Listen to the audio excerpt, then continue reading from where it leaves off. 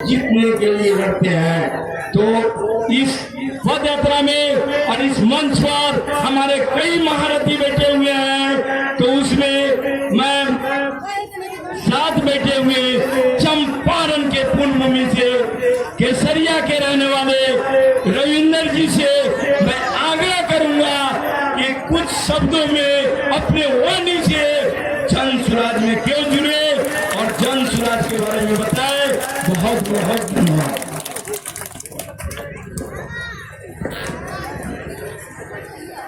मंच पर विराज महान हस्तियां, जन स्वराज से शुरू से आरंभ से जुड़े हुए मेरे भाई और इस क्षेत्र से आए हुए, बड़ी देरी से इंतजार करते हुए, कष्ट करके आए हुए भाइयों और बहनों, आपका हार्दिक हार्दिक अभिनंदन है।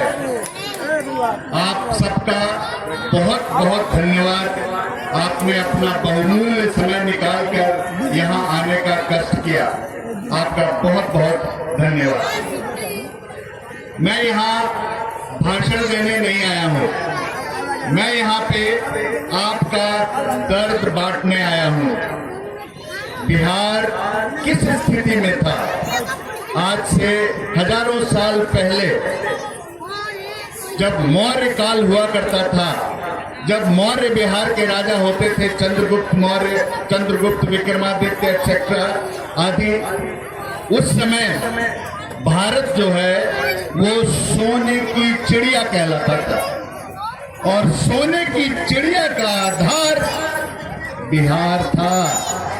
मत भूलिए कि बिहार मुझे वो जोश चाहिए जो जोश लेकर के बिहार का बेटा 24-25 महीने से बिहार को बदलने के लिए पदयात्रा कर रहे हैं।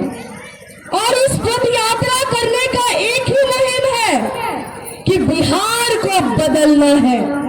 और बिहार को बदलने के लिए आप सभी का सपोर्ट और आप सभी का आशीर्वाद जरूरी है। तो क्या आप लोग तैयार हैं इस बेटा को आशीर्वाद देने के लिए? तो सारे लोग एक बार हाथ उठाइए। जय बिहार, जय बिहार। मैं आपको बताना चाहूंगी कि हमारा हक, हमारा अधिकार जो हमें मिलना चाहिए वो हमें नहीं मिल पाई। अगर हमें हमारा अधिकार, हमें शिक्षा, हमें रोजगार, हमें अगर स्वास्थ्य मिल जाता तो शायद हमारे बच्चे मजदूरी करने के लिए बाहर नहीं जाते। अगर हमें शिक्षा प्राप्त करने के लिए बिहार में बड़े बड़े कॉलेजेस आ जाते तो हमारे बच्चा बाहर जाकर के इंजीनियरिंग, डॉक्टरी का तैयारी नहीं करते।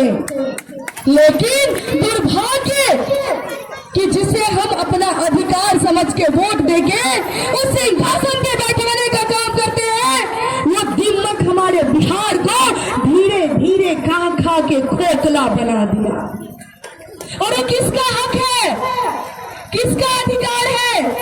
आपका, आपका। और ये अभी आपको समझ में नहीं आएगा। क्यों नहीं आएगा? क्योंकि जिस बिहारी को बाहर में गाली सुनना पड़ता है वो तब जाके पूछे अपने मजदूर बेटा बेटी से, वो बताएगा कि बिहार में जन्म लेना क्या मेरा दुर्भाग्य है?